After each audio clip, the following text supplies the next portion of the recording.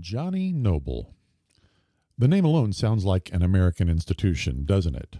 Johnny Appleseed, Johnny Football, Johnny Cupcakes, and Johnny Noble. I was intrigued by the name because it's kind of brilliant. And, as it turns out, it's the real name of the genius behind the Noble Body brand. I had to find out more. I figured this guy could hack my brain. Today's guest on the Hack Jack's Brain podcast, Noble Body founder and CEO, Johnny Noble. Hi, I'm Jack. New things always exert a gravitational pull on me. It's been that way my whole life. I love trying new things. New foods, new drinks, new places, new people, new activities, new ideas, new ways of looking at the world. New things make my brain buzz with the kind of buzz that just feels good. You know, they say the day you stop growing is the day you stop living. I don't know about you, but I'm kind of into this living thing. Living means growing, which means learning new stuff. I call it brain hacking because I'm hip, don't you know? Anyway, I invite you to join me in these conversations. I talk to people who know stuff I don't know, and I ask them to hack Jack's brain.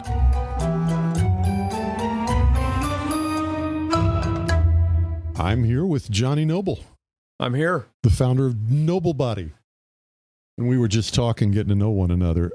So you brought me this face oil. Correct. And I'm sure I'm no different from everybody else. When I saw this face oil thing and kind of started reading a little bit about it, I just went, ew. I don't want to put oil on my face. Yeah. You're a victim of the cosmetic company brainwashing. We're not really going to talk about how to clean my face. I mean, that's not. Yeah, we are. That's why. Okay. Tell me about why I should be cleaning my face with face oil rather than soap. Or I've got this fancy exfoliating cleanser that I use in the shower. Yeah. Well, I don't know if it's fancy, but it's got tea tree oil in it, so I'm guessing it's good. It probably does in there somewhere. Tea tree oil is actually an amazing compound. I studied that a lot. A lot of it comes from Australia. There's a giant company there in Australia that produces a lot of the world's tea tree oil. Anyway. I have a question for you. Yeah. Is there actually a tea tree? Does tea grow on trees? I thought it was a bush. It's slang for the type of tree that the oil comes from. It's actually not a tea in the sense that we would think of tea that we drink. It's not the same thing. That. Yeah, there might be a medicinal use of some of the botanicals or foliage of the tea tree, and maybe that's where it came from. I don't remember. But as far as products like this, well, first, I knew I was going out on a limb when I decided to have that product. But here's the backstory: is I started with sugar scrubs for women, and I started making sugar scrubs. This is 2014 in earnest. But before that, I had really bad skin problems when I was younger. Years ago. So I started working on my own skin formulas, probably going back 15 years at this point. Just for myself. And I started to study different natural compounds that were on the market. And back then, the choices were way more limited. This is because you just weren't getting the results that you wanted with what you could buy? Correct. I had bad eczema, and I had been to at least 3 or 4 dermatologists over the years, even when my parents would send me and they'd give me advice that never did anything or made it worse. So I started studying like what was eczema, what caused it, and there's really no good answers to that. But I started to study it in my own context for my own skin.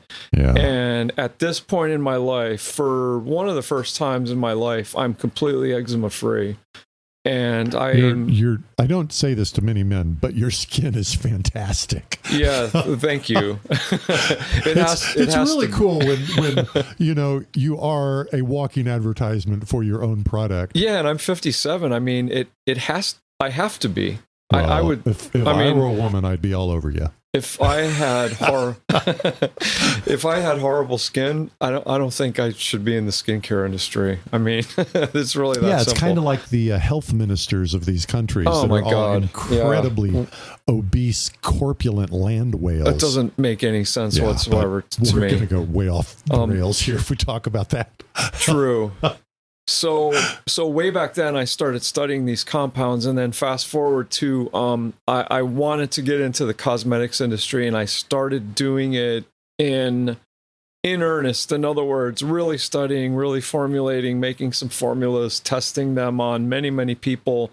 And I started with natural sugar scrubs, with natural fragrances. Why did you want to get into the cosmetics industry? What was it about that? I mean, it's a super long story, but as I told you, I was a trial attorney for years. And I started in Pennsylvania. I moved here, and then I ended up as a partner. I worked my way up to being a partner in a firm, and I was doing nothing but construction litigation, and really enjoyed it for a long time. Basically took my game to the highest levels of construction litigator, trial attorney. And then somewhere along the way, I just got horribly disenchanted and burned out, and went through a divorce at the same time. It was kind of a perfect storm of, I really need to change my life. And so I quit practicing law cold turkey in about 2013-14, and I started working on this. And I spent many days in a room by myself trying to think about what it was that I wanted to do. And I knew I wanted to get into the e-commerce space. And around that time, I got on Twitter, 2016, I believe, early 16, and had been looking at it and kind of stalking, back into 2015. And it wasn't as highly evolved as it is now for the e-commerce people. And I've met so many along the way, but I kept coming back to the cosmetics industry because of how it touches every single one of our senses. And I was just fascinated by it. And in conjunction with the whole skin and hair care thing.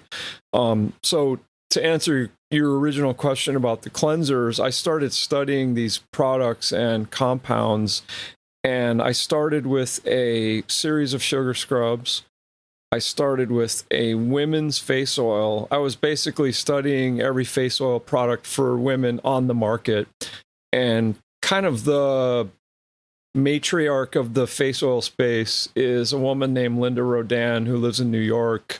She used to be a model, and she launched I believe it was the first commercial face oil product back in, it wasn't that long ago. It was like I was just reading your website. It was like 2007 or 2008, something like that. Yeah, it really wasn't that long ago. And I thought it was it a decade earlier? Did I say in one of the blog articles? It's in one of the blog articles. Yeah, it was in one of the blog articles. Yeah, I was surprised by how recently it was. Yeah, I was too. I was shocked by it. And she's had an enormous amount of commercial success with her face oil line, and she's branched off into a whole bunch of other products. And it's one of those fascinating stories where she was making it for herself in a coffee cup in her bathroom. Yeah. And then people would ask her, what do you do for your skin? Your skin is fantastic, because she used to be a model. And then she started giving it away to friends, and then she had a bunch of contacts and just put it all together and launched her women's face oil, which is super expensive. I think it's $170 an ounce or something crazy like that. And people pay it. I mean, it's ubiquitous now. So after her, then a whole bunch of other face oil products came on the market. And I was researching a lot of them and reverse engineering them and studying what was in there and why. So doesn't reverse engineering require some chemistry understanding? Well, reverse engineering in the sense that I was breaking down the ingredient list and trying to figure out what I thought the percentages were, and why are certain oils in there and why are certain oils not in there, and things like that. So I did that with a lot of products. And then just out of the blue, I just started making my own, and in hindsight, I realized I had no idea what the hell I was doing.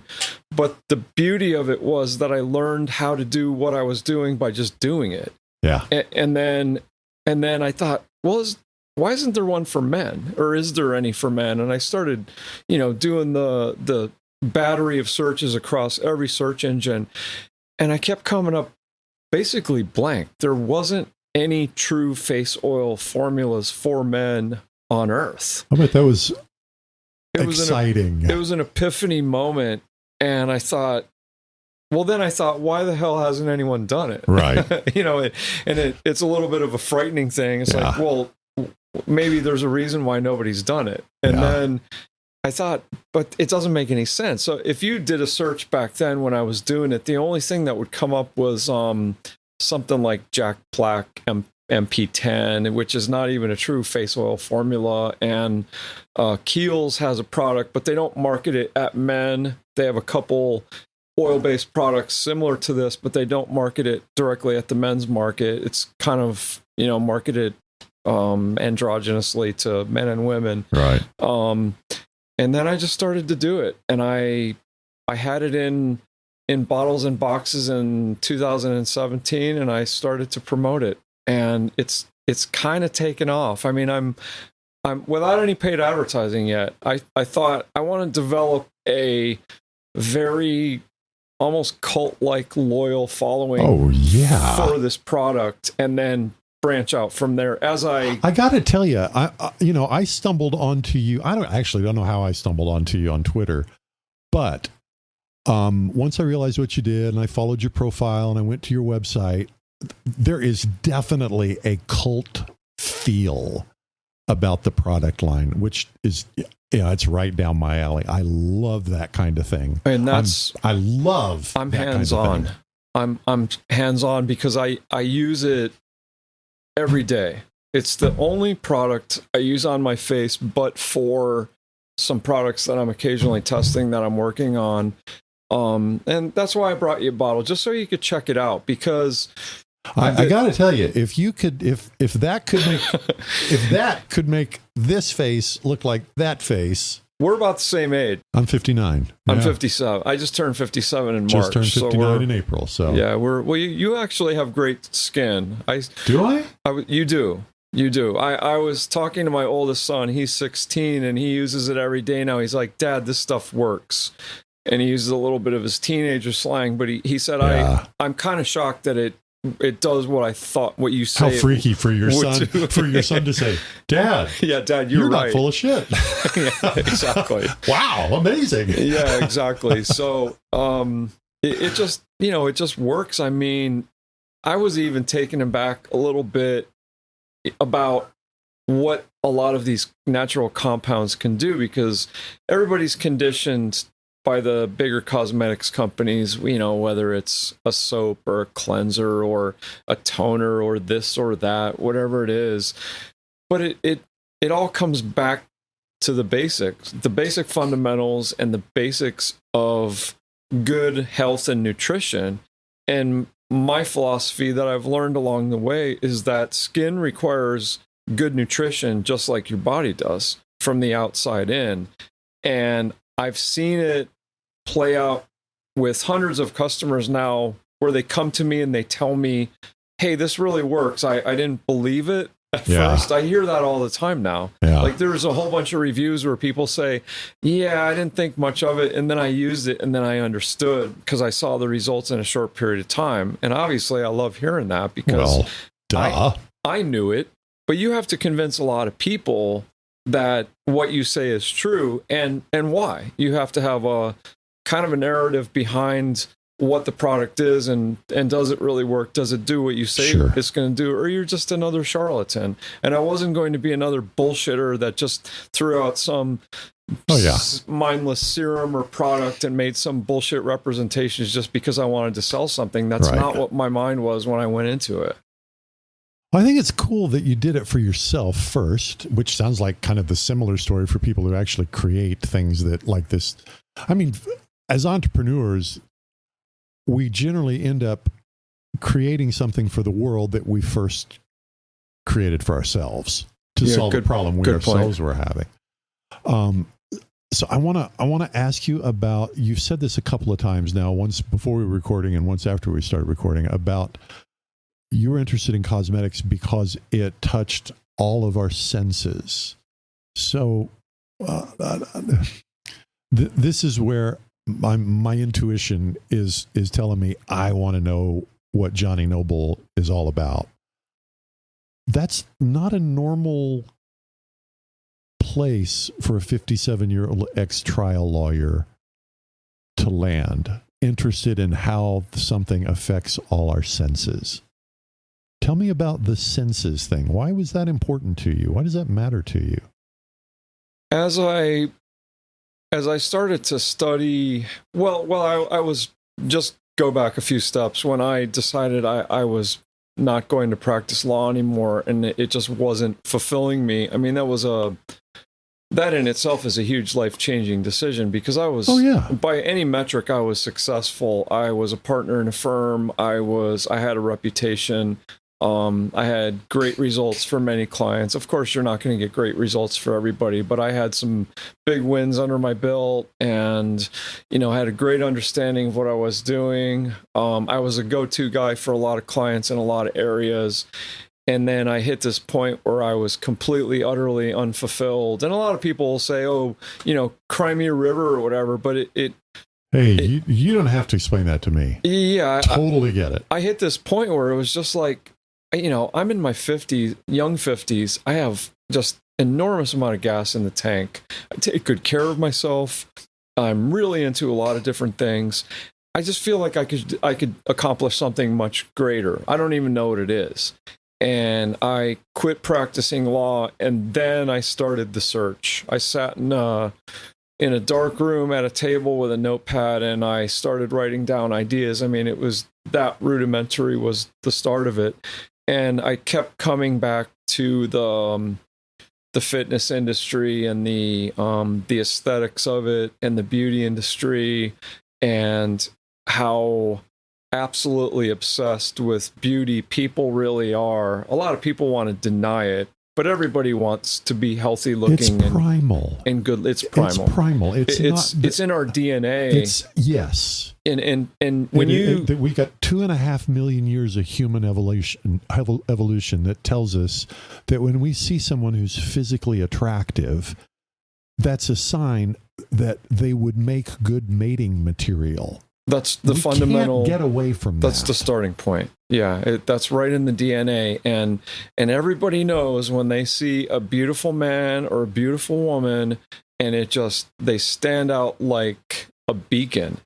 And you look at any ad from any big cosmetic company and the whole concept of beauty, and then you tie that into the products that go along with that. Because if you have a beauty industry, you have to have the products are going along with it, whether it's anything from makeup to hair care products to skincare products that make you feel a certain way, products that make your hair look a certain way or feel a certain way. And then you tie in the whole thing with this concept of fragrance, which is incredibly powerful for people, as I found during this journey, is people, when they get drawn to, and not in a negative sense, but hooked on a fragrance, they're going to keep coming back to it because it has some sort of emotional connection to a time of day or a time in their life. And if you could put all that together, then you could have a blockbuster. And I was just... So it was really more of an analytical analytical response. The senses, appealing to all the senses. It was analytical, but it was also on the primal emotional levels too. Yeah. When I would I did so much testing, it almost felt crazy to me. But as I started to get better at it, I realized that probably nobody else is doing it like I do it. I completely divorced my ego from the process, and I would create something and I would give it to people. See, you're old enough to be able to do that. And sometimes they're going to say, it sucks. I honest to God, don't think that if you're under, I mean, for me, it happened about 50, and my guess, probably similar for you. You reach a point in your life where you just cease being impressed with yourself or embarrassed by yourself. That's a great point. You just, hey, I am what I am. And there's kind of that where you get divorced from your ego. I do what I do. It either sucks or it doesn't. It might be great. It might not. I don't know. But it's an expression of me. And I am an utterly unique expression of the universe. And I don't have anything wrapped up in that particular expression. Am I making sense? Yeah. I mean, in order to do this successfully, I had to throw my ego in the trash and be prepared for people to tell me a lot. And it happened a lot that this sucks. Yeah. Like, this is weird. It smells weird. It doesn't feel right. And then, but through that process is what I learned about what people really want, whether it's a man and, an oil-based face oil like that, or it's a woman in a sugar scrub. And then I got relentless. I thought, okay, I'm going to do X amount of products, and I targeted a few products, and I'm going to test them relentlessly until virtually every response is, oh, wow, this is fantastic. Like sugar scrubs. Women love sugar scrubs. And I thought, okay, I'm going to offer 3 or 4 different fragrances, and I'm going to test them an insane amount. And I started to get that reaction where they'd open the lid and you could see the expression on their face. I was a trial attorney, so I'm constantly assessing the micro communications and are people lying to me? Because your friends want to tell you what you want to hear many times. Right. But a lot of your friends will be ruthless with you, which is helpful too. But you watch the reaction, and when a woman would smell a sugar scrub and her eyes would light up and she would say, oh, wow, can I have it?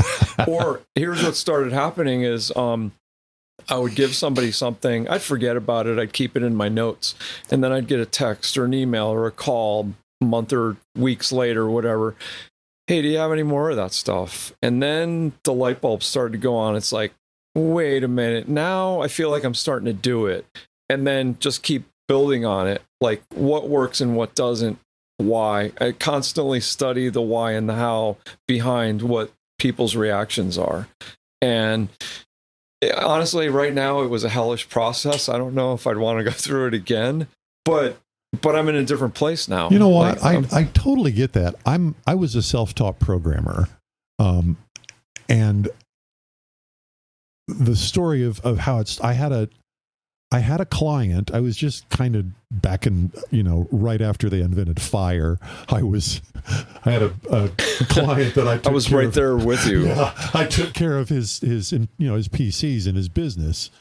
And I began to realize that if I learned to code, there was money to be made. And so this guy had a problem. I looked at it, I thought, I'll bet I could write a program that would solve that problem.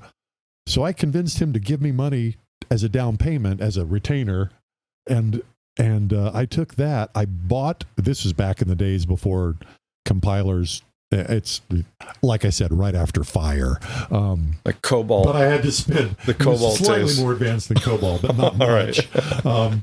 And I sat down, and from the time I opened that piece of software, back in the days when you opened software, until I delivered a product to him was about 6 weeks. And that became the foundation for my software company. Oh, wow. So, but the only reason I did that was because I was just too dumb to know you can't do that. Yeah. That's crazy. Yeah. That's insane. Those limiting beliefs are what kill so many great ideas before they even get off the runway. Yeah. And I went through that imposter syndrome process where I would say to myself a couple times a week, you don't know what you're doing. And then I started to temper it with, okay, you don't know what you're doing, but you're going to learn to push away the negative part of it and bring a positive in, because I didn't know what I was doing. Yeah. But I mean, that in hindsight, that's to be expected, because I was jumping into an entirely new industry, and I treated it like I was going back to school. Right. And I had to study myself, and I stayed on a very rigorous schedule of work, sleep, study, exercise, and every single day I would just want to advance the ball somehow, because those were kind of the dark days of there's no money coming in. Yeah. There's no products in containers. There's not even a brand yet. The whole process of developing a brand that I thought would be successful in an industry like cosmetics it's a doctoral thesis case study. You don't know that when you're going through it. And then on Twitter, you have all these guys, oh, none of that shit matters. Well, if you're going to sell products at the level that I wanted to internationally to a very sophisticated audience of people, your brand is critical. Yeah. The aesthetics of your brand, the name of your company, the name of your products, your color palette, everything matters. That's my opinion after going through it twice now with 2 companies. And the people that say, oh, none of that shit matters, haven't tried to sell cosmetic products. I guarantee you, because it matters, and it matters critically. You might have some success with your brand that you develop in your kitchen and you call it, whatever basic name you pick out of a hat, but I think it goes a lot deeper than that, because it has to resonate with people, where when your product is competing against all these other products and websites and shelf space, when people look at it, they have to be drawn to it. They have to be drawn to it so that you grab their attention, and then you grab their attention for a few more seconds so that they can make that decision to say that your product has merit enough that they're actually going to open their wallet and purchase it. It's a huge step for people to make. It's an interesting study. Obviously, I've spent a lot of time on it. But it's just, the whole thing is just fascinating to me from start to finish. And another aspect you might find interesting is that when I started this, I decided that I wanted to learn everything. I wanted to understand every part of the process, from the formulation, the ingredients, the branding, the marketing, the psychology aspects of it, the website, everything. I wanted to understand everything from start to fulfillment and people actually opening a box. And that has turned out to be a good decision. It was horrifying living through it, but now that I've done it all and I understand it, now when people come in to help me, or new employees or company expansion or scaling up, whatever you want to call it, I have an intimate understanding of every single step along the way. So I think that's a valuable skill set that I developed basically the hard way, but in hindsight now, it looks like it was a good decision. I was reading one of your articles on your blog. Which one was it? Well, it was one that got down to my eyes glaze over level of detail about all the different chemicals.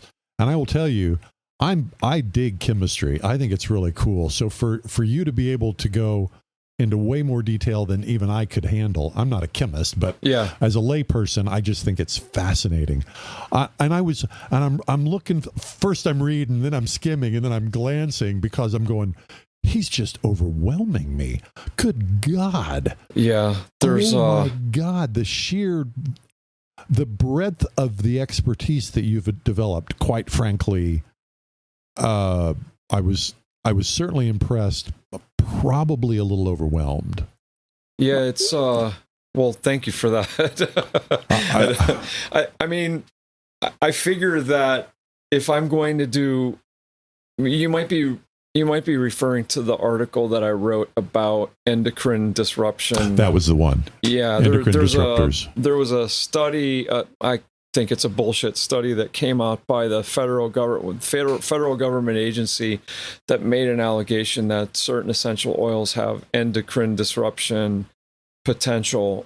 And I read through that, and then I started to read the papers, and the attorney part kicked in. Right. And I just tore it apart. It was like, this is just complete bullshit. Yeah. And so that's what precipitated that article, because it was born out of frustration and anger for some bullshit article or study that came out, and that people had been referring to me. Referencing. Yeah. So somebody, a couple times it popped up, and I didn't know the answer. This is 4 years ago. And then I started to dig deeper into it, and I realized, there's nothing here. And then I dove in deeper. I mean, that article took a long time, because there was so much to research.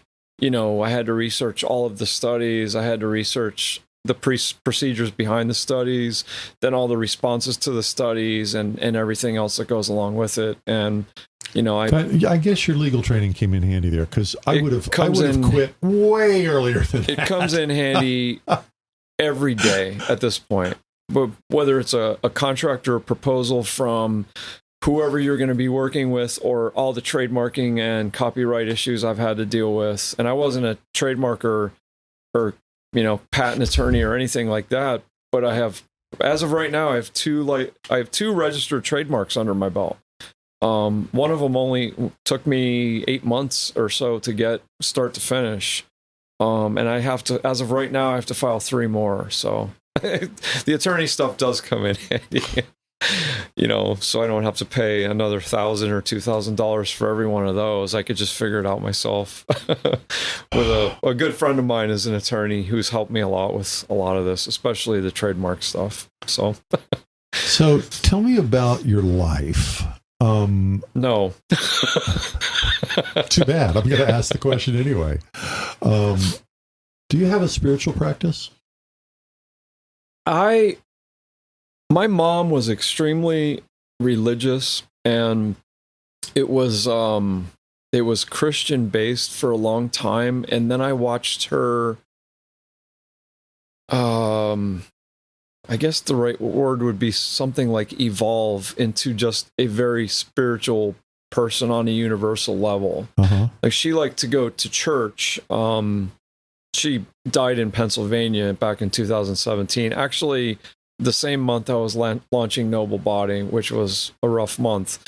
But she morphed or evolved into it was like a universal spirituality about God and the soul and afterlife and things like that. And I was skeptical, maybe even borderline hostile when I was younger, just to be an asshole, I guess. I mean, just to be a belligerent, younger man. And then as I got older and I've seen more, I know how close to the truth that she was. At least I feel like I know how close to the truth. So I'm very spiritual. I don't follow any what we would call organized religion, but that wasn't the question that I asked, though. Yeah, they're true. There is. Do you have any kind of spiritual practice or spiritual discipline that you engage in? I meditate. I'm very in tune with, I guess, life and other people, and as I get older, especially, I'm realizing there's a lot more to this life than just this veneer that we look at every single day. Well, you were talking earlier about how you use some phraseology that I resonate with, although I also hate it, which is the universe kind of aligns with you. There's something about that I hate the wording, but I totally get the sentiment behind it. And so, that's what drove the question. How do you go about aligning your consciousness, your awareness, with the direction the universe wants to go? Does that question make sense? Yeah, I think it does. I think it makes a lot of sense now that I've gotten where I've gotten, and I'm not even close to where I want to be. I remember I had this moment when I started this project. It was probably sometime around, I don't know, I had been doing it for a year or two, so 2015, 2016. And I had gone through a divorce, so there was many days I was spending alone. My boys were younger, so I was just working on this project to focus on something positive, to create something, even a legacy is what I was thinking. And sure. So I'm working with the materials. It wasn't like this is all classroom study. I was constantly buying materials to touch them, smell them, feel them, incorporate them into the formulas. And I mean thousands of dollars worth of materials. So I was actually starting from scratch, where I would make small batches of a product, whether it's a face oil. If you look on that box, there's a number. Okay, hold on just a minute, because I want to pursue something here. So here's what I'm hearing. You've got this background as a trial attorney. There's a very specific skill set that you have to develop: analysis, quickly absorbing information, very left-brained, analytical, rational type of thinking. And then you sit down and have this change in life, radical change in direction. I'm trying to articulate my thoughts here. And you go from primarily working with abstract ideas, the law. I mean, you don't hardly get more abstract than the law. And now you're actually working with stuff, and not just with any stuff, but with stuff that has intense color and fragrance and texture. Yes. Right? Oh yeah. Am I on the right? Oh yeah. Yeah, that's one of the things that drew me to it. It's not merely a change of career. It's literal. I mean, that book right there, The Master and His Emissary, is talking about our two brains. What you're describing is you moved the entire focus of your life from what I think of as our post-enlightenment brain to our pre-enlightenment brain, the brain that communicates in symbols and metaphor, far deeper types of communication, far richer communication. That's what I'm hearing. I don't want to put all that onto you, but does that make sense? Yeah, I mean, being a trial attorney is, you have analysis, but analysis is always based on a specific fact pattern of a particular, in this case, dispute. Right. Whether it's a wastewater treatment plant or a runway of an Air Force base, which I've done both. So you have a set of facts, and then you have to analyze and argue from that set of facts. And of course, different sides are going to perceive the facts differently to try to sway them. Yeah. So it's a very, very deep analysis, which is primarily left brain. You don't get a whole lot of intuition and emotion into that. I mean, the law is almost designed intentionally to keep that stuff out. You still get it. Objective, just the facts, ma'am, kind of stuff. Yes. Yeah. In theory, yes, but you still get a lot of that emotional stuff depending on the type of case, obviously. So, but that really wasn't my world. My world was clinical and analytical about, time schedules and number of employees and whether or not you screwed up a concrete formula and things like that. Right. So it was very, very analytical. And then when I get into this, there's a lot more feel, touch, smell, visual. So it comes back to what I said about touching all the senses, and I was just fascinated by that process about what products draw people in and what fragrances draw people in and why. And why are some people so enamored with certain fragrances? It's a great question for this industry. It's a fantastic question. Everybody in the industry is studying it constantly, because what cosmetics guru doesn't want the next blockbuster product or cologne or something? Yeah. And there's a much deeper, kind of almost philosophical, personal, primal analysis that goes way beyond just a simple analysis of certain facts or formulas. Yeah, I mean, you can see my excitement here. Yeah, now I'm wired in. And you can see mine too. It's absolutely fascinating to me what drives people to like one product or choose one product over another. I mean, that's my life right now. And I have people tell me all the time, "Oh, I use this. Your stuff is bullshit." It's like, if that's what you think, then use what you think is right. Like, I'm not going to fight to convince you. Yeah. If you see the merit in what I've done, then try it and take it from there. So working with materials, I mean, literally, I've seen some of your photos of some of the stuff that you buy to work with. Oh yeah. Things I've never even heard of. And it's gone crazy. Like, I've ordered for the other company that I'm a co-founder of, I think I just ordered $8,000 worth of materials for our next batch. Maybe 9,000. I lost track. And these are like really exotic. Some of them are fungible, and some of them are very exotic. It depends on a lot of factors. In the formula, that's a tattoo product that we're having some great success with, and I think we're going to commit to formulating our own sunscreen right now because of the success we're having with the branding.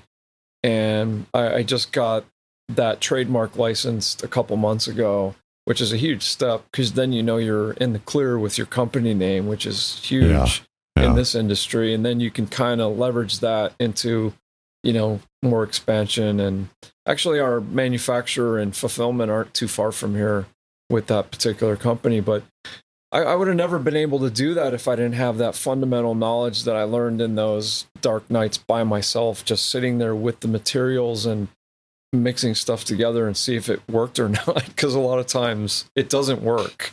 So are you aware of having experienced any kind of internal change about how you perceived the world? No question. Like a fundamental shift in how you perceived reality? I would have to say yes. I would say no question.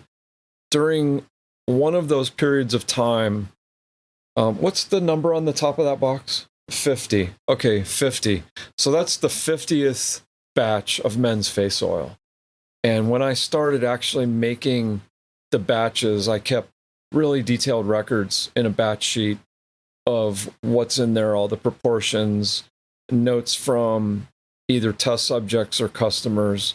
And then somewhere along the way, I started at one. Well, I started before one, but then when I felt comfortable that, okay, I have a viable or potentially viable formula here, it was number one. And I stayed with the same numbering sequence when I started to sell it. Because I was thinking, what should I number it? Because I have to have lot numbers and things like that. Yeah. And I just stayed with it. And so I'm on number 50.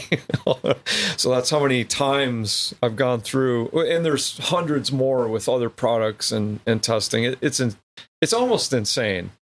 But along the way, as I was working with these compounds, and there are so many, you could spend a week studying one compound. I shit you not. Oh, I believe you. It's crazy because a lot of these compounds that I decided to use have a lineage that goes back hundreds or thousands of years. Like tea tree oil is one of them. That's been used by indigenous people for, I don't even know how many years. Probably before history. Obviously, it morphed into company potential and somebody saw it and followed through on it. And I actually communicated with one of the founders of one of those tea tree companies in Australia about that article that you referenced, the endocrine disruption stuff. Anyway, but when you start to study the compounds, you realize there's a lineage of use, whether it's ancient China, whether it's ancient Rome.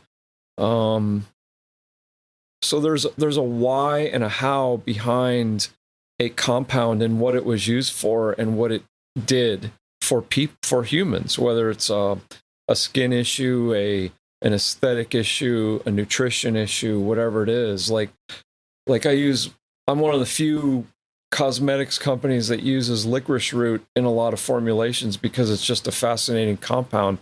But they used to hand it out to Roman soldiers to chew on during their long marches to suppress appetite and to add strength and stamina and endurance. So now the compound is commercially available actually in cosmetic formulations now. That's just a very, very recent development. Huh. So a lot of these compounds are finally being synthesized and being synthesized into ingredient grade formulas with a cosmetic supplier that can be readily incorporated into a formula, whether it's a face oil or a paint or a sports balm or whatever. And that's a very recent change in this industry. Like when I started making my own formulations 15 years ago, most of this stuff didn't even exist. It was hard to even find high quality oils, extracts, things like that. The consistency and quality was just all over the map. But now it's been more standardized and it's much more uniform and consistent with your cosmetic suppliers. If you're buying something even fungible like an avocado oil or a kukui nut oil or, a safflower oil, things like that, it's a lot more consistent and standardized, which is still a major hurdle for me for consistency with products. But it's getting better, and I'm getting better at it too. But it's very, very tricky. So it sounds like you maybe in some ways, and by the way, you didn't really answer my question. I'm going to. I wasn't done yet. Oh, okay, good. So when I was doing that, when I was sitting at the table, I had this this moment where, and it was a combination of fear, fright, listening to people that would tell me different things. Like I had former colleagues tell me I was batshit crazy. Like, what are you doing? And people saying, well, he went through a divorce, he must be losing his mind or whatever. Right. But I felt very committed to it, and it was like this magical glowing string. And I'm not bullshitting you. Hey. Went by me when I was sitting at the table late one night, and I just grabbed onto it and I just didn't let go.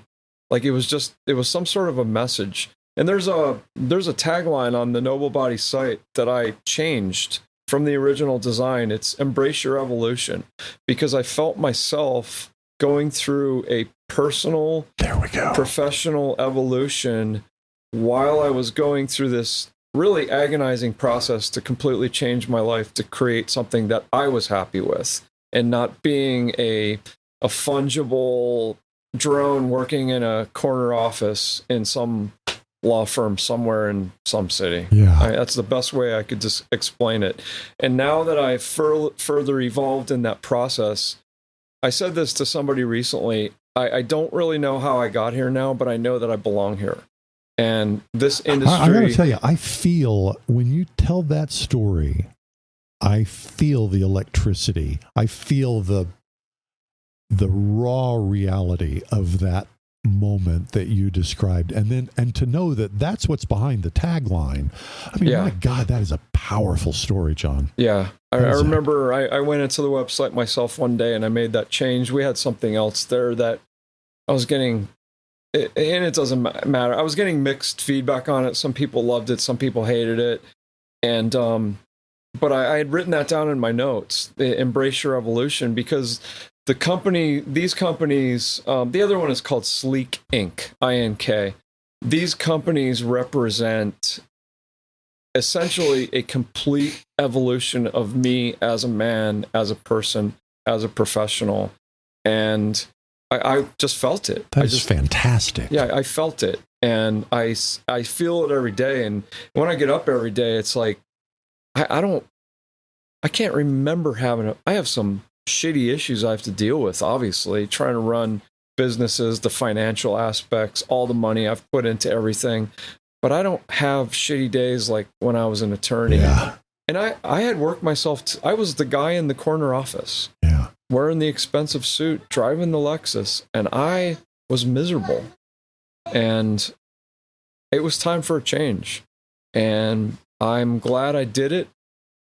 It was a challenge, man, to get even sitting here right now, but I'm glad I did it. No regrets whatsoever. So I think the title of this episode is going to be Embrace Your Evolution. Yeah, right on. That is seriously cool. It's at the top of the website. I had no idea when I set up these interviews. All I know is that I feel this drawing, like this dude's got something that's going to hack my brain, and it's going to make me. And I just have this image, as you were describing, sitting at this table and seeing this glowing string go by. I mean, that's such a powerful image, and that will be my image every time I interact with you. Now I know I'm going to see that in my mind, and you grabbing that and holding on to it, not letting go. Yeah, and I'm not letting go. Yeah, and people ask me, what's your next move? It's like, I don't have one, except every day is keep advancing from where I am yesterday and today. And, I'm not at a point where I'm just going to kick back and relax. I feel like now I know every day my skill set improves for this industry and for these types of products. And I just committed to 2 or 3 more products. Like, and it's and when I started, I thought, oh, kick out a product, whatever. And now I realize how difficult it really is, from concept to formula in a branded bottle or jar, and all the expense and work along the way to get it so that it's, worthy of people and safe and effective and all that. I mean, it's an incredibly drawn out process. Like, and the next one I mentioned to you before we started, I believe, is yesterday I met with and I didn't realize it at the time. I was meeting with a cosmetic chemist that's rather famous, and he's developed a lot of products for stars in Hollywood and professional athletes. And I'm going to be working with him. Most likely we have to work through the proposal and all that, but to develop a really high quality natural sunscreen that's actually effective and safe and good for you. And there's not much, if anything, on the market right now like that. And it's a tall order, but the guy looked me right in the eye and he said, yeah, we can do that. And I said, okay, we're going to talk. Let's do it. Let's make it happen. Let's do it. Yeah. And so, I mean, there's another opportunity for me to take my skill set to the next level by working with somebody that has developed many, many, many products. And he's also, I would say he's on a very higher level as far as the perfumery aspects. Like, I was going to ask you if you're thinking about perfumes or colognes. Yeah, I've been thinking about it, but I'm not ready to do it myself because I haven't spent enough time studying it. I've been working on it tangentially, but I haven't had enough time to really drive in and start working on a formula yet. But I met a guy yesterday, same guy that actually does it. So wow, maybe I won't have to reinvent the wheel myself. But I knew this was a possibility. Yeah, and I'm used to that too. But it's just fascinating to have that opportunity now to work on just a really interesting product like that a lot of people are drawn to, because everybody knows now, not everybody, but most people understand now that a lot of sunscreens are horrible because of the ingredients. They're toxic. There's no sugarcoating it. Yeah. And a lot of the ingredients they're finding are very damaging to reefs, and it's used on beaches. In fact, recently, a lot of countries and a lot of states are starting to eliminate certain ingredients that they'll allow in sunscreens to be used on their beaches. Obviously, Hawaii, I think California's on the list, Australia, New Zealand, a lot of different places are starting to look closely at what is in these things and what's it doing to our reefs, and they're starting to curtail the uses. So that industry is going to change wildly now too. And it's governed here in the States by the FDA as far as what you have to use to be able to call it a sunscreen, and you have to go through the FDA approval process to get the SPF designation, and of course all the other testing that goes along with it, the shelf life, the microbial testing, and things like that. So the process is just fascinating. And the more I know, the more I realize I didn't know when I started this, but I think that's part of the evolution. It's part of the process. Well, I assume that the answer to my next question is yes, but I do want to ask it. I get the impression from what I've seen online that you are the product expert, you are the formulator, you're the researcher, you're the tester, you're the scientist. Like, you pretty much do it all. I'm guessing the only thing you haven't done is, I don't know, blow the glass bottles the stuff comes in. Well, once again, I wanted to learn the entire process. And then, from start to finish, and I'm happy I did it. The learning to formulate something that is actually worthy of people using, that will tell you, hey, your product is great, which I hear a lot now, which is awesome, obviously, whether it's on Twitter or whether it's, other people, friends. And I mean, I think I've probably sold product now in 55 or 60 countries. It shut down because of COVID. Yeah. Like we have delivery service suspended in a lot of countries now, which has made it really challenging. But I mean, to go from, I mean, let's face it, not knowing shit to being able to accomplish that and have people come back. Like I told some friends recently, my favorite customer is the one that comes back the second time. Oh, yeah. The second time. Oh, yeah. Because that means you convince them the first time that your product is worthy of them giving it a try. But when they come back the second time, that means they've used it and they've had an extended period with it. And then they come back to you. That is one of the most powerful things I could think of in marketing and branding and customer relations and customer retention. So when they come back that second time. And I've had a bunch of those recently. Now that things are starting to clear up, you know, a lot of the customers that I got around the holidays with, you know, the holiday sales, holiday push, you know, more promotion. Now there's a wave of them coming back now. It's just really, really interesting. And I'm very hands-on with my customers too. Any questions, I'm all over it. Yeah, I want them to know everything they want to know about what it is and why. And okay, I'm going to ask you some questions now. And we've already gone, I'm sure we've gone longer than I told you we were going to. Oh yeah, we're at 55 minutes now. But I want to ask these questions. Without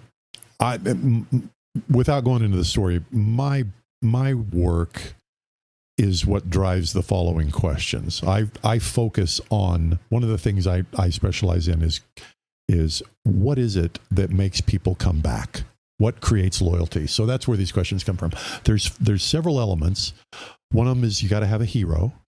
And so I'm going to ask the question, but I know the answer. Who's the hero of this story? Nah, I'm going to tell you who the hero of the story. It's you. You're the hero of this story. Okay, you're the hero. You got to have you got to have lingo. You got to have that insider lingo. So are there some words, phrases, expressions that are unique to Noble Body and to Johnny Noble? That's a great question. I'd have to just look at what I write, because I know that I have common themes now in the way that I want to portray and promote the company. And by the way, with Noble Body, I still have not done any paid advertising. Okay, I got to tell you, I'm going to answer your question for you. You've got some really cool visual branding happening here, where it looks like elements of the periodic table. Yeah, the elements that are part of the brand. You've got a visual element of lingo there. Really yes, powerful stuff there. You know, there's a funny evolution of that product right there, and it's interesting how it happens when you start, because you can't. I don't care how perceptive or intuitive or how well you can look ahead on the field in front of you, it's going to change. Like that, I recently changed the labels on that product, but that's still the original box. And all that stuff is expensive, and there's no reason to really change it. It's face oil for men, but actually the name of the product has morphed into the original period face oil for men.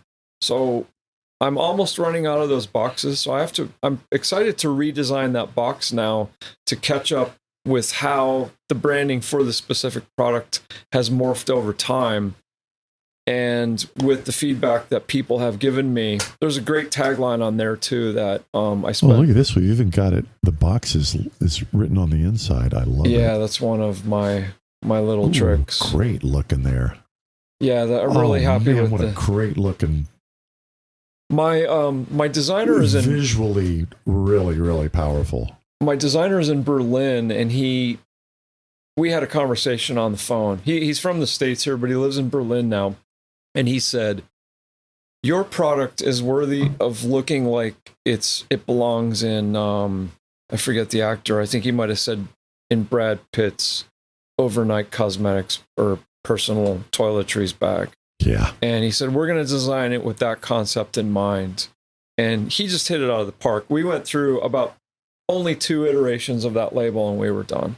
Like he had a couple of the old branding things in there, and we pulled them out, we changed it, and we simplified it. We made it clean. We made it, I'm not a huge fan of the word sophisticated, but it has that depth of intent and purpose to it. Oh yeah. And guys love it, and I love that guys love it because it's on my night. It's on my.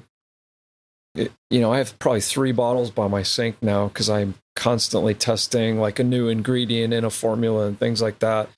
But that's what I use every single day, multiple times a day. And there's no better endorsement for your product than you use it yourself. You're a walking advertisement for it. Obviously. Okay. This is probably the single greatest asset that any company can have, and very few people are consciously aware of this. Your greatest asset that any company can have, any brand can have, is an enemy. An enemy? Yeah. Who's your biggest enemy?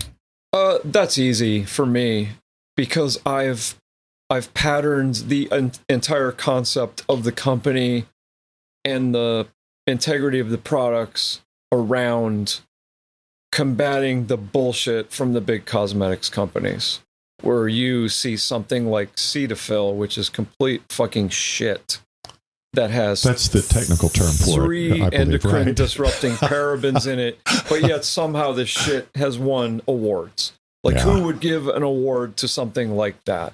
And I've had many, many discussions with men that have used things like that.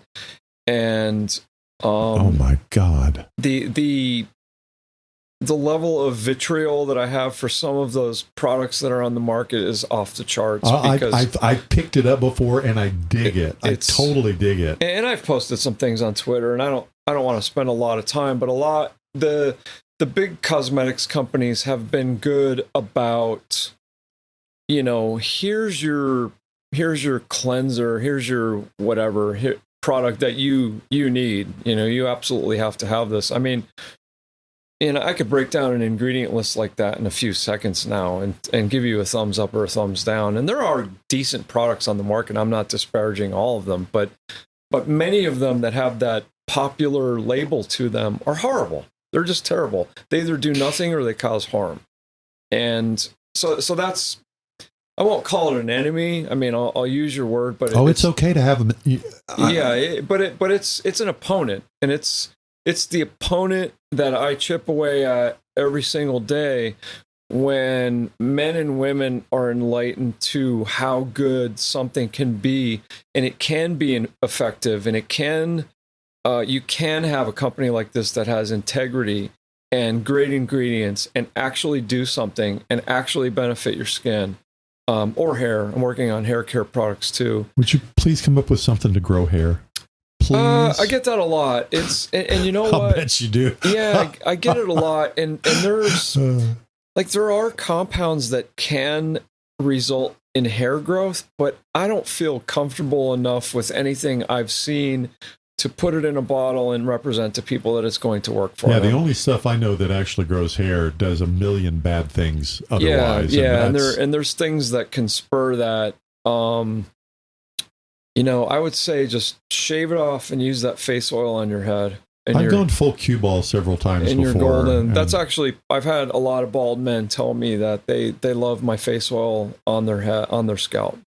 It's very, very effective for that because it's for your face and head basically. Yeah. And but I haven't reached. I've done a lot of research on that, but I haven't reached that point where I feel comfortable being able to represent to people that it's going to work, and it has to work across the board. It can't be 1 men in 10 or 2 men in 10. It has to be 8 or 9 out of 10 if you're going to be able to represent. Yeah, this is an effective hair growth formula, and I don't know that there really are any, and I don't know that it's possible yet. But I get that question. That's the thing I question. As far as I understand it, there are things that happen at the level of the cell. Yeah, and in order for them to grow hair, you've got to reverse the cell death that has occurred. Yeah. It's a very, very complicated issue that goes right into our DNA based on what your genetic markers are, and I don't know that it's possible reverse that with a topical product or even an oral supplement. I don't know the answer to it, but I obviously get that question a lot. Okay, well, I'm going to let you go because we've already far exceeded what I told you we would do. But before we do, this conversation has been primarily for me, but now it needs to be for you and the people listening.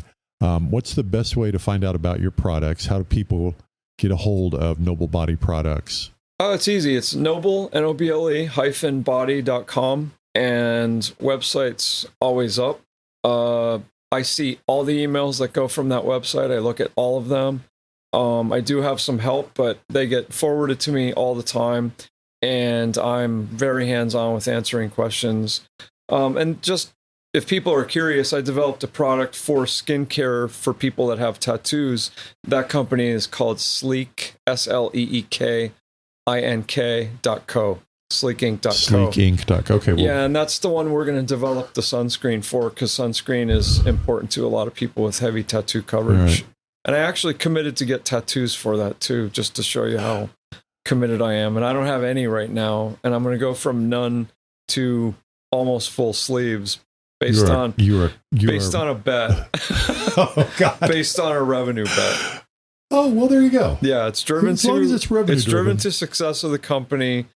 And we're very close to it right now. So I think by the end of this year, I'm going to be sitting in a tattoo chair. Oh, how funny. Yeah. And of course, you're old enough at this point to be able to make that decision. That it doesn't matter. These kids 20 or in their late teens or early 20s getting full tattoos, I just think, yeah. Oh my God. Yeah, and you go through a lot of changes from 20 to 50, obviously. Yeah. I can't think of any point in my life where I would have been comfortable getting, a big series of tattoos and not regretting it, except for maybe right now. Yeah. Like now I'm at the point in my life where I know who I am, what I am, where I'm going, and exactly. and I can choose, effectively to be an ambassador for that company, because I can't not have tattoos and be an ambassador for a tattoo skincare company. Yeah, it's just not. It's not possible. So, well, Johnny, I really appreciate you